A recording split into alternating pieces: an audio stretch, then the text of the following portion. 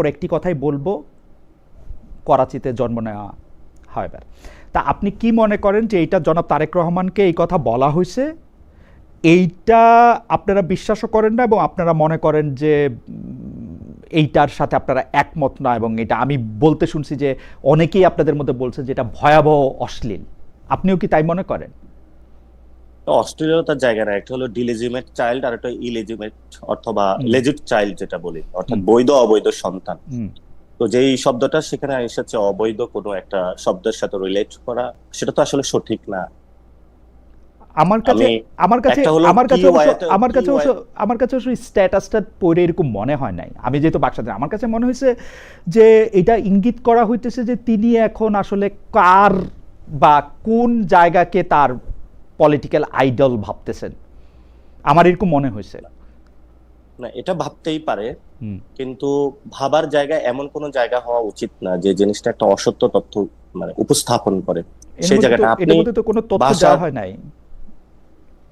না, এটার মধ্যে আপনি ইঙ্গিতটা বোঝেন, আপনি একটু পড়বেন আবার বলবেন, আমি এটা উচ্চারণ করতে চাই না। ওকে, এটার মধ্যে ইঙ্গিতটা ঠিক আছে, তাহলে এই যে ইঙ্গিতটা, সেই ইঙ্গিতটা কি শুধু তারেক রহমান সাহেবকে দেওয়া হয়েছে বলে সেটা অন্যায় হয়েছে, নাকি বিএনপির যে কোনো নেতা বা একজন খালেদ মহিউদ্দিনকে দেওয়া অন্যায় হইতো? আপনি কি মনে করেন যে তার এই ইঙ্গিতটা যে কেন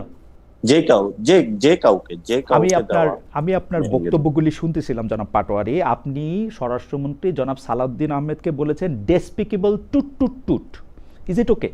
জি জি, আমি এটা বলি নাই। আমার কথাটা যদি আপনি বক্তব্যটা আরেকটু টেনে দেখেন তাহলে সেখানে বলেছিল, এটা হলো মির্জা ফখরুলের যিনি জামাই, উনি বলেছিলেন, আমি সেখানে বলেছিলাম তারা এই ধরনের কথা বলেছিল। আমি আপনাকে শোনাই, আপনাকে আপনি কি বলেছেন আমি প্রথম থেকে শোনাবেন? না প্রথম থেকে না, মাঝখান থেকে। Correct me if I am রং, আমি অনেকবার শুনছি, আমার ভুল হইতে পারে, আমি নোট নিছি লাইক মাই আর্লি ডেজ। তো আমি বলি,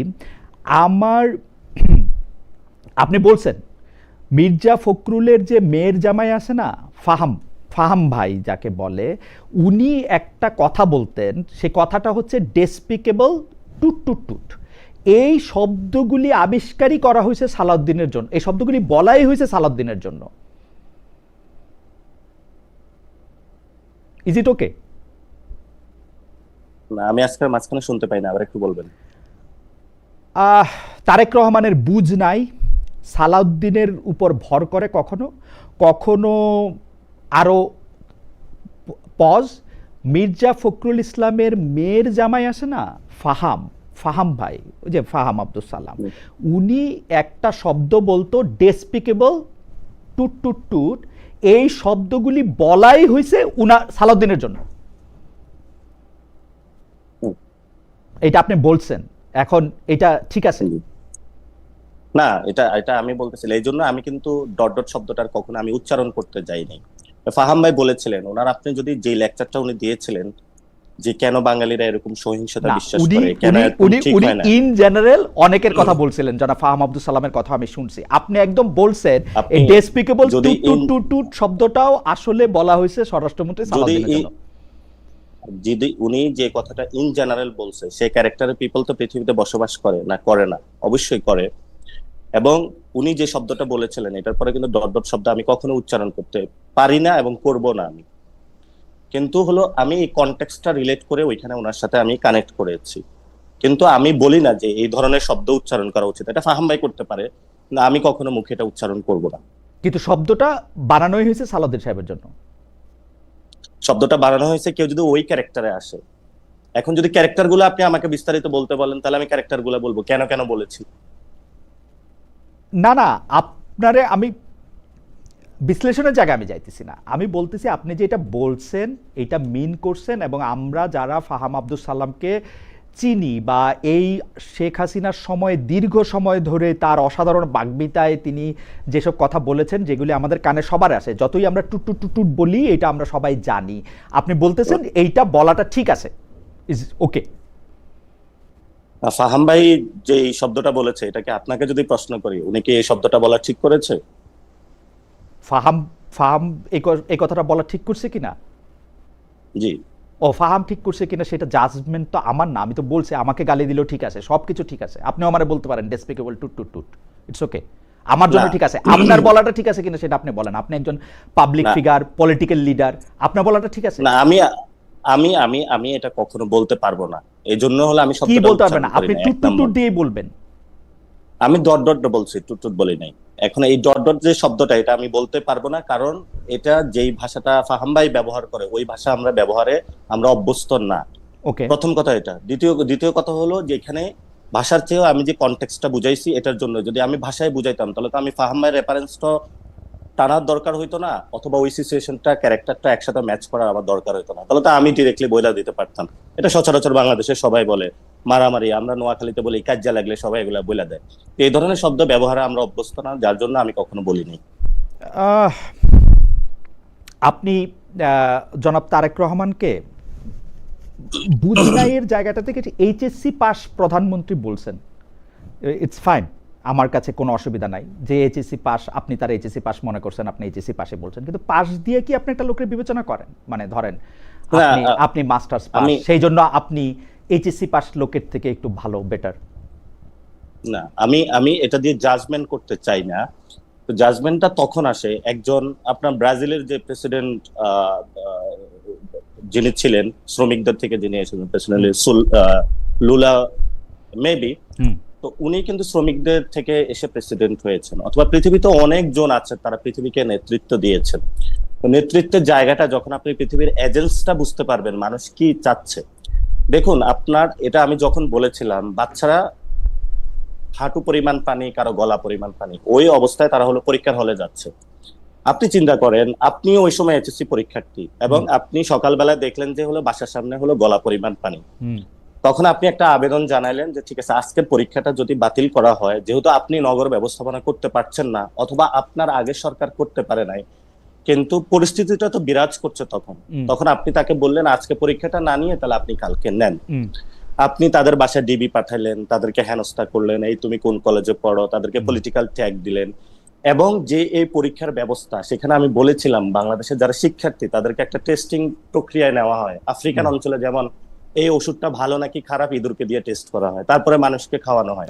তো বাংলাদেশের শিক্ষা ব্যবস্থা কতটুকু খারাপ না ভালো, এটা যখন আপনার একজন প্রাইম মিনিস্টার অথবা হোয়াটএভার, এটা হলো শিক্ষা সচিব অথবা শিক্ষা মন্ত্রী যেই হোক না কেন, তার মধ্যে যদি এই বোধ সম্পূর্ণ জায়গাটা না থাকে, তখন আসলে ওনার শিক্ষা ব্যবস্থায় আর কতটুকু, এটা ধরেন ক্লাস 5 পাস হইলে ওনার মধ্যে বুঝে আসতো না, আবার খুব পিএইচডি হলো তার মধ্যে এই সম্পূর্ণ বোর্ডটা আসতে পারতো তাহলে না। আপনার এখন আপনার কথাই আসলো যে 5 পাস হলেও উনি বুঝতেন না, পিএইচডি হইলেও উনি বুঝতেন না, তাহলে আপনি তাকে এইচএসসি পাস কেন বললেন?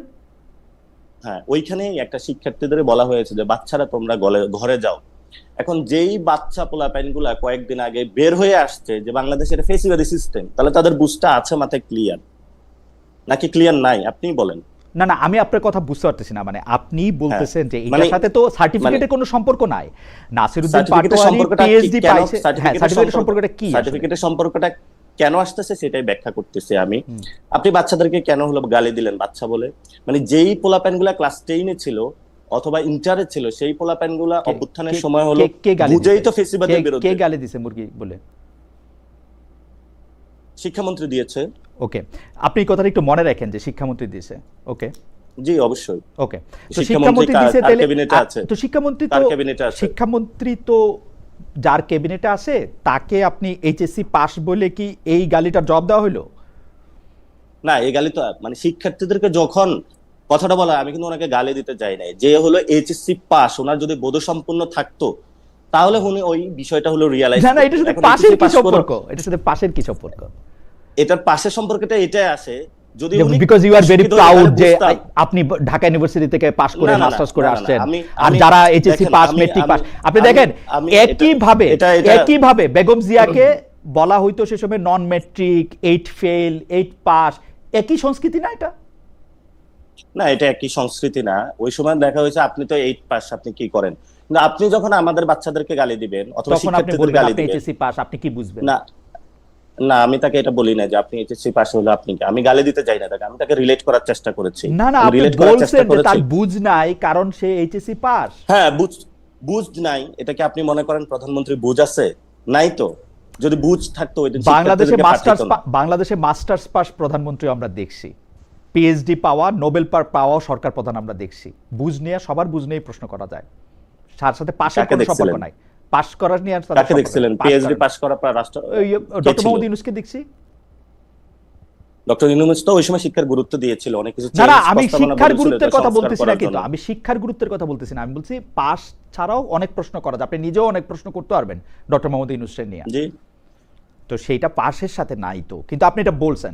হাউএভার আপনি আরেকটা কথা বলছেন যেটা আমার খুব মানে মানে একটু কানে লাগছে। আপনি বলছেন যে প্রধানমন্ত্রীর ওয়াইফের কি কোনো কনস্টিটিউশনাল পজিশন আছে, বা তার কোনো মেয়ের ওর মানে গভর্নমেন্টের প্রোগ্রামে, গভর্নমেন্টের টাকা দিয়ে রাষ্ট্রের প্রোগ্রামে উনাকে বা উনার মেয়েকেও নিয়ে আসা হচ্ছে। এটা তো সারা পৃথিবীর নর্মস ভাই। বাংলাদেশে যাদের আমি মাত্র 3টা দেশের উদাহরণ দেই, আমি মাত্র 3টা দেশের উদাহরণ দেই। কানাডার প্রধানমন্ত্রীর ওয়াইফের কোনো কনস্টিটিউশনাল পজিশন নাই, ব্রিটেনের প্রধানমন্ত্রীর বউয়ের কোনো রকম কনস্টিটিউশনাল পজিশন নাই অথবা জামাইয়ের, এবং জাপানের প্রধানমন্ত্রীর বউয়ের বা জামাইয়ের কোনো কনস্টিটিউশনাল পজিশন নাই, কিন্তু তারা অনেক সময় ভলান্টারিলি রাষ্ট্রীয় কার্যে অংশগ্রহণ করেন। জুবাইদা রহমান বা জাইমা রহমানকে এই কথা বলার কি যুক্তি আসলে? আমি কথাটা বলেছিলাম যে সাধারণত অন্য দেশের হলো একটা হলো কনস্টিটিউশনাল জায়গা থেকে ফার্স্ট লেডি, না সেটা শুধু প্রেসিডেন্সিয়াল শাসনের ক্ষেত্রে, আর কোথাও ফার্স্ট লেডি থাকে না, প্রেসিডেন্সিয়াল শুধু প্রেসিডেন্সিয়াল। কিন্তু অথবা রাষ্ট্রীয় কোন জায়গায় অনেকে কনস্টিটিউশনাল পদে তাদেরকে নিয়ে আসে। অথবা আমি বলেছিলাম আমি কানাডা, ব্রিটেন এবং জাপানের উদাহরণ দিলাম, তাদের কেউ কনস্টিটিউশনাল পোস্টে নাই, ইউরোপের কোথাও নাই, আমি জার্মানিতে ছিলাম, চ্যান্সেলরের বইয়েরও নাই। সেখানে ম্যাককার্নের ওয়াইফ কোন রাষ্ট্রীয় ইনস্টিটিউশনে গিয়েছে আমাকে একটু দেখাবেন। রাষ্ট্রীয় ইনস্টিটিউশন অনেক কিছু তিনি বলে ভলান্টারিলি। আপনি টনি ব্লেয়ার বলে ব্রিটেনের একজন প্রধানমন্ত্রী ছিলেন, তার স্ত্রীকে আপনি চেনেন? তার স্ত্রীর নামটা মনে আছে? হ্যাঁ চিনি, পরবর্তীতে সবকিছু হয়েছে। কিন্তু এখন যেই আমি কোশ্চেনটা তুলেছিলাম যেহেতু বাংলাদেশে ফার্স্ট লেডি নাই, 2 নম্বরের জিনিস হলো বারাক ওবামার যে মিশেল ওবামা, উনিও কিন্তু রাষ্ট্রীয় অনেক কাজে বা বাহিরে অংশগ্রহণ করতেন না, একটা ফাউন্ডেশনের নাম দিয়ে বা কোনো কাজে। পৃথিবীর অনেক দেশে এই কাজটা হয়ে থাকে, ইন্দোনেশিয়া, মালয়েশিয়া, অনেক জায়গায় হয়ে থাকে। আমি বলেছিলাম যখন আপনি রাষ্ট্রীয় একটা মন্ত্রণালয়ের জনগণের ট্যাক্সের টাকা খরচ করছেন এবং ওই মন্ত্রণালয়ের মাধ্যমে আপনি প্রমোশন কাজ চালাচ্ছেন, আপনি ভলান্টারি কাজে অংশগ্রহণ করেন। সো আপনি একজন ডাক্তার, আমাদের হেলথ সেক্টর ধ্বংস হয়ে গেছে, আপনি সেখানে গিয়ে কাজ করেন, নো প্রবলেম। আমি যখন গিয়ে দেখি ঢাকা মেডিকেলে ওয়াশরুমে হলো গন্ধ আসতেছে, তো আপনি সেই ওয়াশরুমে যান, আপনি তো সেখানে যাচ্ছেন না। আপনি যখন একজনের ইন্টেনশনটা বুঝবেন, আপনি দেখেছেন জাইমা রহমানের যখন কথাটা এসেছে, অনেকে বলেছে গালি দিয়েছি, আপনি আজকে এখানে টকশোতে একটু প্রমাণ করে যাবেন আমি কি গালি দিয়েছিলাম বা কি করেছিলাম। সেই জায়গাটা আপনার প্রবলেমটা কোথায়? জুবাইদা রহমান এবং জাইমা রহমান আনঅফিশিয়াল জায়গাগুলিতে গেলে আপনার কি সমস্যা, নাকি আপনি যেভাবে বলে দিবেন সেভাবে যাইতে হবে? না কোনো সমস্যা নাই কোথাও যদি যায়। বাট আমাদের জায়গাটা হলো, আপনি যান ঢাকা মেডিকেলের একটু ওয়াশরুমটা দেখেন, ঢাকা মেডিকেলের একটু সামনে যান, আপনি হলো সোহরাওয়ার্দী মেডিকেলের একটু যান, আপনি মুগদা মেডিকেলে একটু যান, আপনি পঙ্গু হসপিটালের একটু যান। মানে আপনার যে প্রফেশন, অর্থাৎ আপনি একজন ইকোনমিস্ট, আপনি গিয়ে হলো পারমাণবিক বোমা বানাচ্ছেন, বললেন যে আমি এটা সবচেয়ে পারবো, আমার হলো এই ক্ষমতা আছে, এই পাওয়ার আছে, আপনার যে এক্সপার্টিস জায়গাটা আপনি ওখানে কাজ করেন, এটা তো নো প্রবলেম। কিন্তু আপনি রাষ্ট্রীয় একটা programme, you are sponsoring from the tax of the people, আপনি জনগণের টাকা দিয়ে যখন কাউকে এইভাবে উপরে উঠানোর চেষ্টা করবেন, সেটা হলো অবশ্যই আমাদের সেই জায়গা হলো কথা বলা উচিত। ওকে ফাইন, আমি আপনার এই কথার সাথে কিন্তু আমি আমার অনেকগুলি ব্যাপারে কথা বলতে, বাংলাদেশের আমি অনেকগুলি ব্যাপারে কথা বলতে তো তার হ্যাঁ আপনি যদি বলেন ডাক্তার জুবাইদা রহমান, দেখেন ওনাকে বাংলাদেশের সবাই শ্রদ্ধা করে, এটা তো কোনো ডাউট নাই, কিন্তু ডাক্তার জুবাইদা রহমানের বাংলাদেশের রাষ্ট্রীয় কোনো পদবি আছে নাকি নাই? বাংলাদেশের, আমি আপনাকে বললাম তো, ইউরোপের অনেকগুলি দেশে যেখানে প্রাইম মিনিস্টার, আমি আপনাকে যে নাই থাকে না তো, প্রধানমন্ত্রীর স্ত্রীর জন্য কোনো কনস্টিটিউশনাল পোস্ট থাকে না তো। না আপনি এবং আপনার জুবাইদা রহমানও একজন বাংলাদেশের সিটিজেন বা নাগরিক, আপনিও একজন নাগরিক, এই তো নাকি? না, পার্থক্য আছে। যিনি অফিস হোল্ড করেন অর্থাৎ রাষ্ট্রের প্রধানের দায়িত্ব থাকেন, সরকার প্রধানের দায়িত্ব থাকেন, তাকে এরকম অনেক দায়িত্ব পালন করতে। আচ্ছা হাউএভার আমি আপনাকে বলছি, আপনার কথা শুনতে আমার খুবই ভালো লাগে। এটা আপনার না, আমার কেন, সারা পৃথিবীর এটা নর্মস রে ভাই। আপনি এটা ব্রিটেনের জন্য নর্মস, কানাডার জন্য নর্মস, জাপানের জন্য নর্মস, পৃথিবীর যেসব দেশে প্রধানমন্ত্রী শাসিত সরকার আছে অলমোস্ট সব দেশের জন্য নর্মস। আমি ঘেটে দেখছি ভাই, আপনি বাসায় গিয়ে চেক করে দেখেন। বাংলাদেশের আমি চেক করে কথা বলেছি, বাংলাদেশের ক্ষেত্রে কি হয়, ধরেন প্রধানমন্ত্রীর লাইন আপটা পরবর্তীতে ঠিক করা হয়, অর্থাৎ অমুক ফ্যামিলির কে পরবর্তীতে প্রধানমন্ত্রী হবে, এরপরে কি হবে, তো যেই সরকারি 5 বছর সরকারে থাকে, দেখা গেছে উনি হলো এটার মধ্যে হলেও স্পন্সরিং করার চেষ্টা করা হয় ওকে, বিভিন্ন ফাইন ফাইন, প্রতিষ্ঠান আমি আপনার কথা পাঠানো। আমি আপনার কথা এই জায়গাটা, এই সংস্কৃতিটা বাংলাদেশে বাদ দেওয়া উচিত। আমি উনি মনে করি যাইতে যে- পারে সিটিজেন, আমি কিন্তু মনে- প্রায়োরিটি বেসিসে ওনার ঢাকা মেডিকেলে যাওয়া উচিত। আমি মনে করি যে আপনার বক্তব্যটায় আপনার এই পয়েন্ট তোলা, আপনার যুক্তি আমি পুরাটাই বুঝতে পারছি, কিন্তু একই রকম পয়েন্ট বা যুক্তি যাকে আপনি আমাদের সরকার বলতেছিলেন একই বক্তব্যে, অর্থাৎ অন্তর্বর্তীকালীন সরকার, সেই ডক্টর ইউনূস যখন তার মেয়েকে নিয়ে অন্তত বেশ কয়েকবার রাষ্ট্রীয় অনুষ্ঠানে গেলেন, বিদেশে গেলেন, জাতিসংঘে গেলেন, 11টা সফরের মধ্যে অর্ধেকের মধ্যে গেলেন, তখন আপনি এই প্রশ্ন তুলছিলেন যে who is she to accompany mister Yunus? যে প্রধানমন্ত্রী যদি কোথাও যেয়ে থাকে, প্রধানমন্ত্রীর সাথে যদি ওনার ফ্যামিলির সবাই গিয়ে থাকে, আমাদের কোনো আপত্তি নাই। সেকেন্ড হলো, আপনি যে কোশ্চেনটা তুলছেন, আপনার মনে হয় জানার কথা যে অনুসর যখন বাংলাদেশে এসেছিলেন, উনি অপারেশন থিয়েটার থেকে এসেছিলেন এবং উনি খুবই অসুস্থ, কিন্তু ওনার সাথে এক কোম্পানি দেওয়ার মতন কে আছে ফ্যামিলির বলেন? উনি যখন একটা ফ্লাইট করতেছে, তো ওনার যে ট্যাবলেটটাও ধরিয়ে দেওয়ার, এটা কে আছে একটু বলবেন আপনি? আপনি তো ওনার ফ্যামিলি সবকিছু সিচুয়েশন, আপনি তো কথাটা নিয়ে এসেছেন।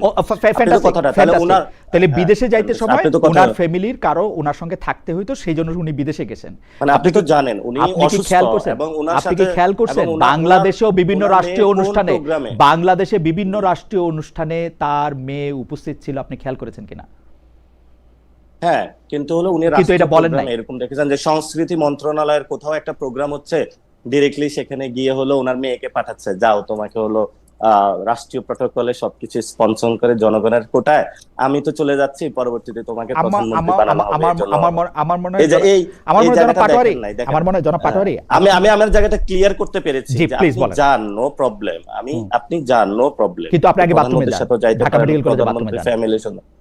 কিন্তু প্রথম একটা কাজ হলো, সেটা হলো মানে ওই ব্যক্তিটার জায়গার যাওয়াটা কোন জায়গায়। আপনার যদি একটা এক্সপার্টিস হন, তাহলে আপনি সেখানে হেল্প করেন, আমাদের বাংলাদেশে অনেক উপকার হবে। ঠিক আছে ভাই, আপনি ওইখানে করলেন না, আপনি অন্য জায়গায় করলেন, কিন্তু করার পরে হলো দেখা যাচ্ছে প্রধানমন্ত্রীও নাই, কেউ নাই, উনি হলো চিফ গেস্ট এবং একটা রাষ্ট্রীয় অতিথি প্রোগ্রাম, তারপরে হলো ওইখানে হলো স্পন্সরিং করা হচ্ছে জনগণের টাকায়। সো ওই জায়গায় ওই সংস্কৃতিটা আসলে পরিবর্তন করা উচিত। If you become the prime minister, আপনি মনে হয় এটা করবেন না, এই ধরনের পরিবারতন্ত্রের একের পর এক লিগেসি টানবেন না। যদি মানুষ ভোট দেয় তখন হবে, সেটা দেখা যাবে তখন। আচ্ছা, আরেকটা বিষয় আপনার একটু দৃষ্টি আকর্ষণ করি আমি। আপনি জি। বর্তমান সেনাপ্রধান জনাব ওয়াকার সাহেবের কথা, মানে আপনার ভাষায় বলি, ওয়াকার সাহেব একটা কথা বলছিলেন যে তিনি সোশ্যাল ভ্যালুজে বিশ্বাস করেন এবং তিনি বলেছিলেন যে তিনি চাঁদাবাজির পক্ষে না। ওই ব্যক্তিটাই যখন, অর্থাৎ ওয়াকারুজ্জামান সেনাপ্রধান, উনি যখন, ওই ব্যক্তিটি যখন তারেক রহমানের মতো একজন দুর্নীতিবাজকে ক্ষমতায় বসিয়েছে, তখন তার সততা নিয়ে প্রশ্ন আছে। আপনি কি মনে করেন যে বাংলাদেশে ইলেকশন 2026-এ যেটা হয়েছে, সেটা ওয়াকার যাকে ঠিক করে দিছে তারা পাশ করছে, যারা ঠিক করে দেয় না তারা ফেল করছে? হ্যাঁ, সেটা তো আমি সরাসরি কোশ্চেন তুলেছিলাম যে আমি নিজেও তো ইলেকশন করেছিলাম, আমি সেখানে ছিলাম। যে আমার যখন 8টার দিকে রেজাল্টটা অফ হয়ে গিয়েছিল, সেই অফিসে ডিজিএফআই থেকে যে রাষ্ট্রীয় যে সংস্থাগুলো সেগুলো বসেছিল, মির্জা আব্বাসের ওয়াইফও সেখানে ছিলেন, এবং বিভিন্ন জায়গায় স্টেট লেভেলে বিভিন্ন ইন্টারনাল ওয়েতে সেই কাজগুলো আমরা খোঁজ পাচ্ছিলাম যে কোথায় কি হচ্ছিল, এবং আমি তো এটা প্রত্যক্ষ সাক্ষী ছিলাম।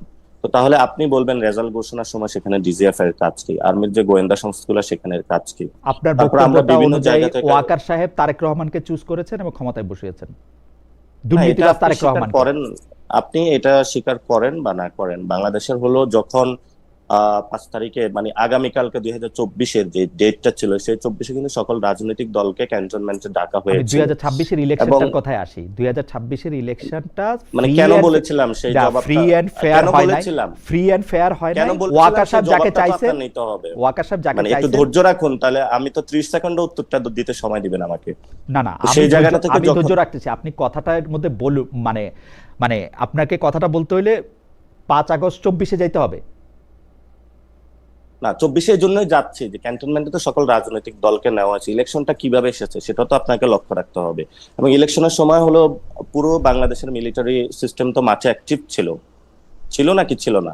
হ্যাঁ, মাঠে অ্যাক্টিভ বলেন। মাঠে অ্যাক্টিভ ছিল। তো সেখানে তো ইন্টারফিয়ারেন্সের অবশ্যই আর্মি জেনারেলের ছিল।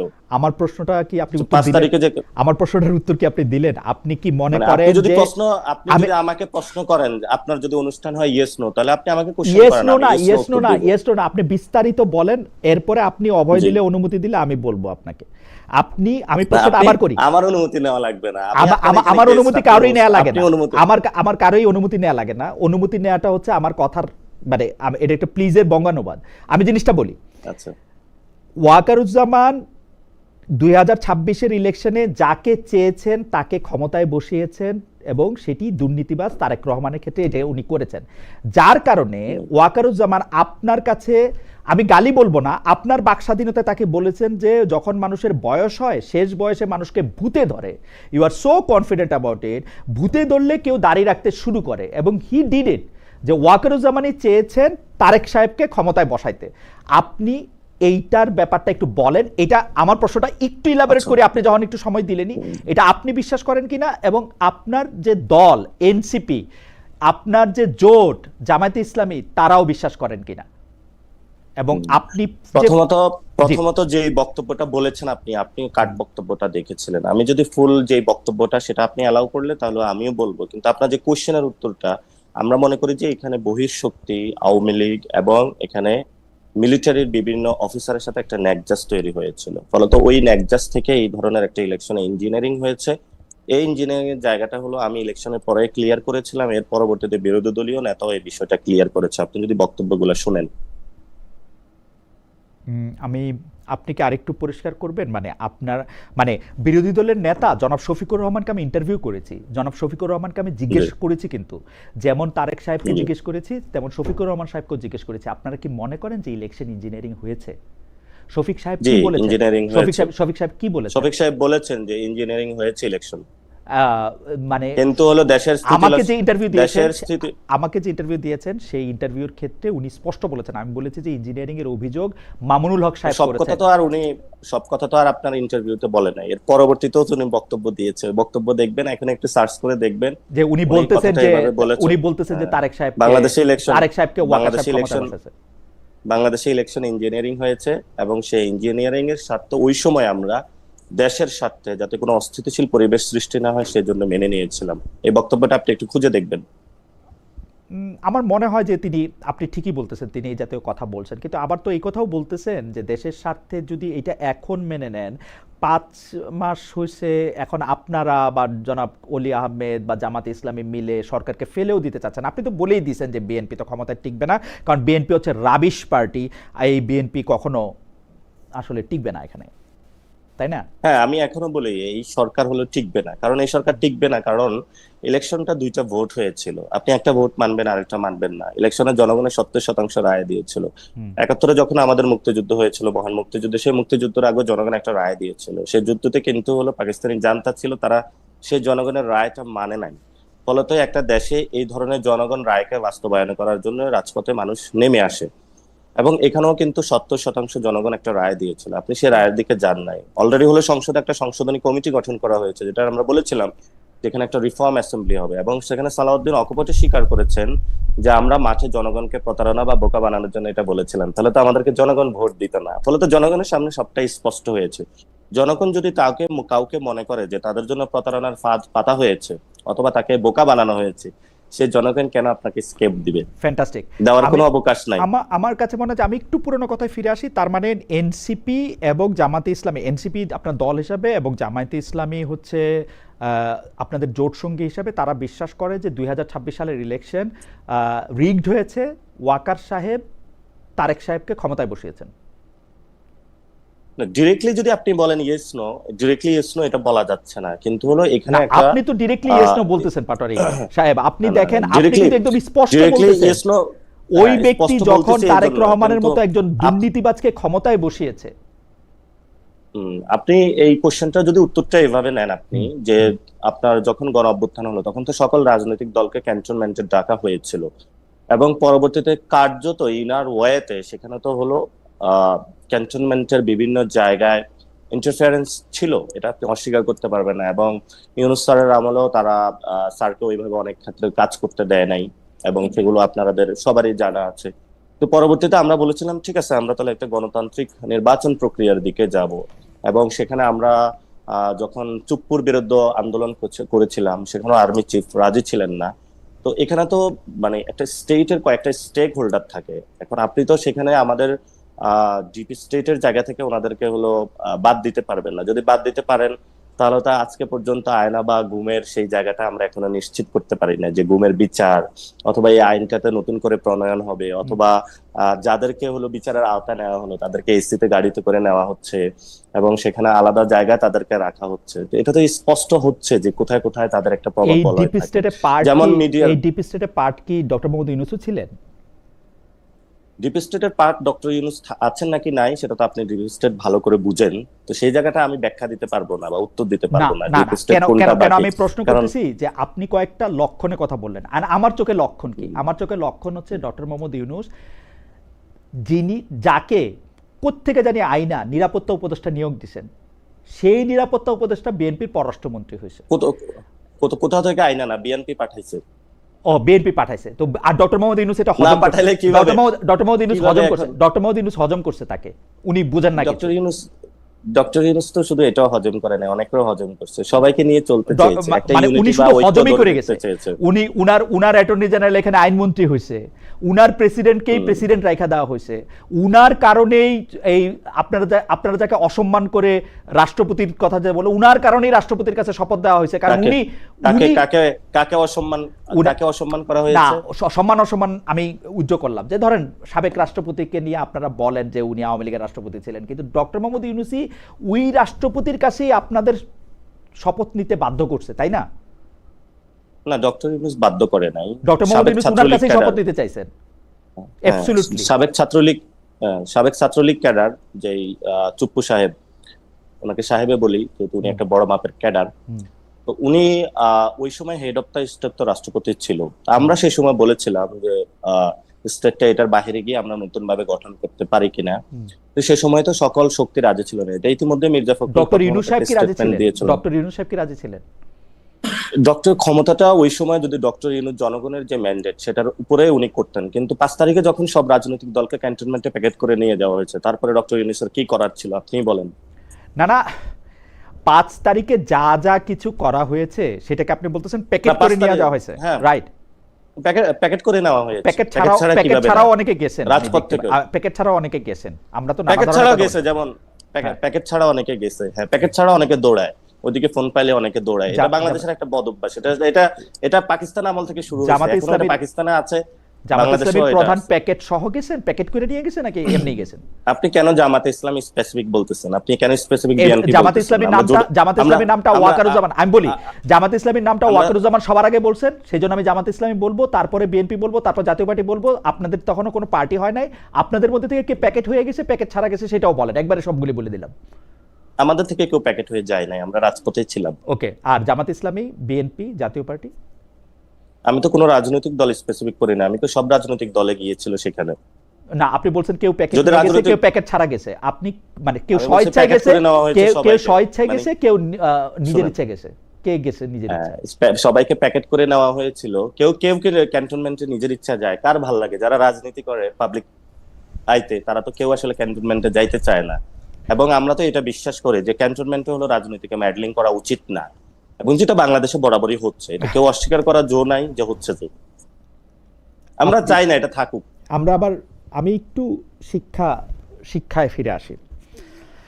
আপনি অভিযোগ করতেছেন, একবার আপনি বলতেছেন যে এই ছাত্রদেরকে বাজে কথা বলেছেন শিক্ষামন্ত্রী, আরেকবার আপনি বলতেছেন ওই একই বক্তৃতার মধ্যে আপনি বলতেছেন রাজপথে যত ঝামেলা পাকানোর চেষ্টা করতেছে এইটা হচ্ছে কি নাম জানি, প্রধানমন্ত্রীর উপদেষ্টা না কি জানি, মাহাদি আমিন, উনার হলো নতুন করে খায়েশ হয়েছে শিক্ষামন্ত্রী হওয়ার, এই জন্য রাস্তায় পোলাপাইন নামাই দিছে মিলনকে পদত্যাগ করার জন্য। আমি বলবো সরকারের মধ্যে শস্যের মধ্যে ভূত আছে। আপনি এই বক্তব্যটাকে একটু ইলাবোরেট করবেন কিনা, মানে মাহাদি এই পুরা আন্দোলনটা করাইছে শিক্ষামন্ত্রী হওয়ার জন্য? হ্যাঁ, মাহাদি ভাইয়ের আমি মনে করি যে এখানে তার একটা খাহেশ আছে, এবং উনি শিক্ষা মন্ত্রণালয়ে অনেক স্পেসিফিক বক্তব্য দিয়ে থাকেন, এবং ভিতরে এটা অনেকের মধ্যে আলোচনা আছে মাহাদি ভাই এটা হতে চায়। এটা ইনফরমেশনটা আমার থেকে পাওয়া না, এটা আমি বিএনপির মধ্য থেকে পেয়েছি। বিএনপির ওরা আর আপনাকে মিলন ভাই বলতেছেন যে কিন্তু মাহাদি হইতে চাইতেছেন শিক্ষামন্ত্রী। কেন বিএনপি অথবা এনসিপি কি, বিএনপি কি বিদেশে থাকে নাকি যে আমাদের সাথে আড্ডা গল্প না করে না, কিছু হয় না? আড্ডা গল্পের মধ্যে আপনাকে যে তথ্য দিল সেইটাই আপনি বিশ্বাস করলেন নাকি কোনো স্পেসিফিক মাহাদি এটা করছে দেখেন ও শিক্ষামন্ত্রী হইতে যাচ্ছে? কারণ আপনি খুব স্পেসিফিকলি বলতেছেন নতুন করে শিক্ষামন্ত্রী হওয়ার খায়েশ জাগছে, আপনি একদম খুব স্পেসিফিক, এবং উনি রাজপথে ডক্টর দেখেন কয়েকটা নিউজ কিন্তু কয়েকদিন ধরে আসতেছে, অনেকে আশা আকাঙ্ক্ষা আছে যে ক্যাবিনেট কখন সাফল হবে, কে ঢুকবে কে বের হবে।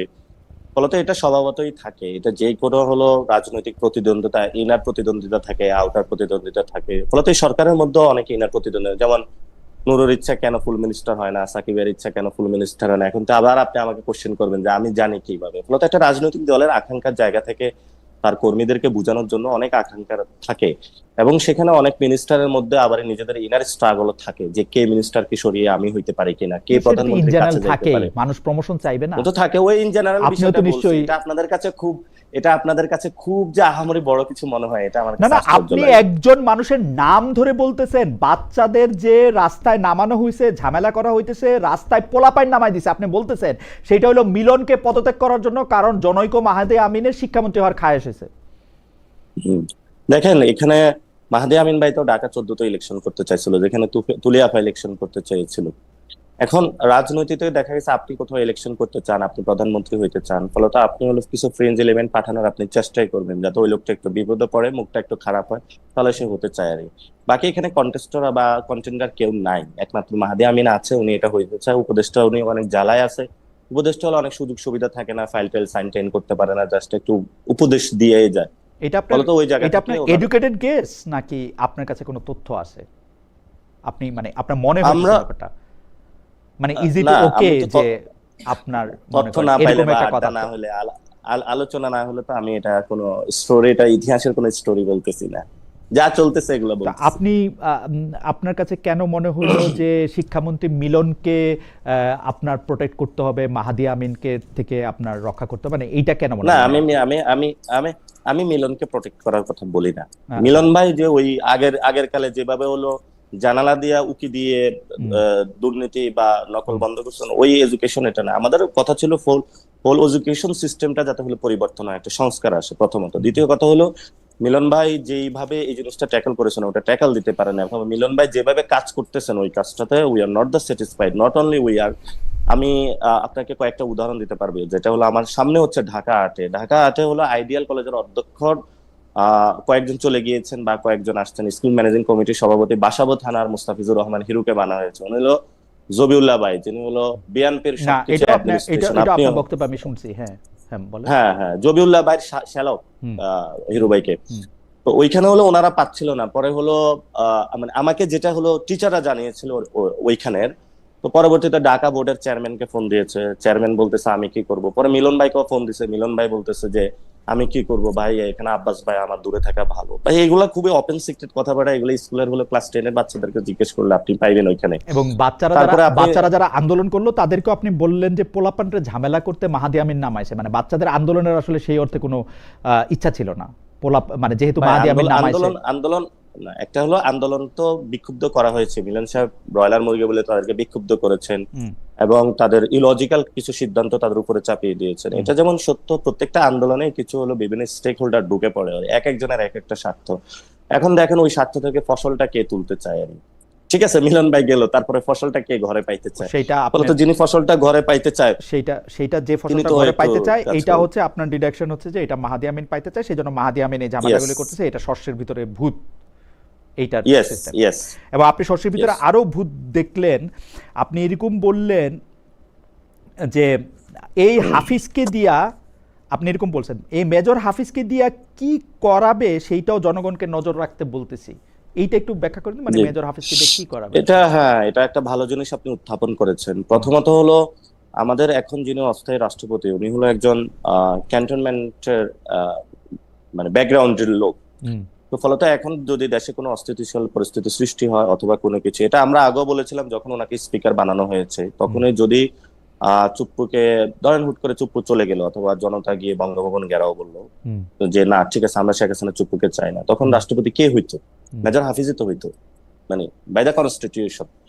এখন বিএনপি সরিয়ে তাকে মেজর হাফিজকে দিয়েছে, এবং মেজর হাফিজকে যখন দিয়েছে, উনি যখন ওইখানে মেজর আসছেন, হাফিজ উনি অটোমেটিকলি হয়েছেন, মেজর হাফিজকে রাষ্ট্রপতি দেওয়া হয় নাই। রাষ্ট্রপতি না থাকলে স্পিকার অটোমেটিক রাষ্ট্রপতি হন। মানে স্পিকার না বানাইলে তো উনি হইতো না। মানে ও স্পিকারটাই বানানো হয়েছে রাষ্ট্রপতি করার জন্য। আচ্ছা, তো স্পিকারটা বানানোই হয়েছে এই জায়গাটা হলো একজন রাখার জন্য। এখন মেজর হাফিজ যিনি আছেন, উনি কিন্তু ওই সময় প্রথমত হলো উনি যে দলটা করেছেন এটা সঠিকভাবে হলো, মানে ওনার, আমি যদি ইন্টিগ্রেটেড জায়গাটার কথা বলি, ওই সময় কিন্তু উনি সংস্কারবাদী একটা জিনিসের নেতৃত্ব দিয়েছিলেন। সে সময় তার বিরুদ্ধে অনেক কথা এসেছিল, আমি সেগুলোতে না যাই, এটা তাদের দলের ইন্টারনাল বিষয়। তো উনাকে লাইন আপটা এভাবে করা হয়েছিল, এবং পরবর্তীতে তাকে অস্থায়ী রাষ্ট্রপতি করা হয়েছিল। অস্থায়ী রাষ্ট্রপতি কিন্তু অনেকগুলা বিল যাবে এখানে, হেড অফ দ্য স্টেটের অনেক জায়গায় সাইনিং যায়, সাইনিং পাওয়ার থাকে। আমি জনগণকে বলেছি সেই জায়গাটা স্পষ্ট তীক্ষ্ণ দৃষ্টি রাখার জন্য, সাথে এমন কোন ধরনের বিল বা সাইনিং বাংলাদেশের জনগণের চলে না যায় যেটা হলো জনগণের স্বার্থের হিতে বিপরীত হইতে পারে, বা জনগণের না সেটা রাজনৈতিক তো আমি নেতা সেই হিসেবে, জায়গাটা রাজনৈতিক নেতা হিসেবে সেটা আপনি যে অবশ্যই এই জায়গাটা আমি আমাদের, ক্লিয়ার অবশ্যই আমাদের কিন্তু রাজনৈতিক আপনি, নেতা হিসেবে এটা হ্যাঁ, বলবেন। কিন্তু আমাদের মিলিটারির সাথে কিন্তু সম্পর্কটা কি মেজর হাফিজের? উনি একসময় মিলিটারিতে কাজ করছেন, তাই? অবশ্যই এটা তো প্রত্যেকটা জায়গায় মিলিটারি তার প্রত্যেকে লোক রাখতে চায়, মিলিটারিতে তার মানে এখনো প্রভাব রয়ে গেছে। মিলিটারি তো প্রভাব থাকবেই। ধরেন আপনি সেই কবে তৎকালীন আপনি বিসিএস এ গিয়েছিলেন, তো আপনার কি বন্ধু বান্ধব আমার নাই? আমার বন্ধু বান্ধব আছে, প্রভাব নাই, আড্ডা দিলেন, প্রভাব নাই। ওরা হয়তো প্রভাব পায় নাই। এই জন্য যদি প্রভাব পাইতো, আমার তাহলে অবশ্যই আমার আপনি একটা আমি কথা বললেন। আমার যারা ব্যাচমেট তাদের মধ্যে 35 জন এখন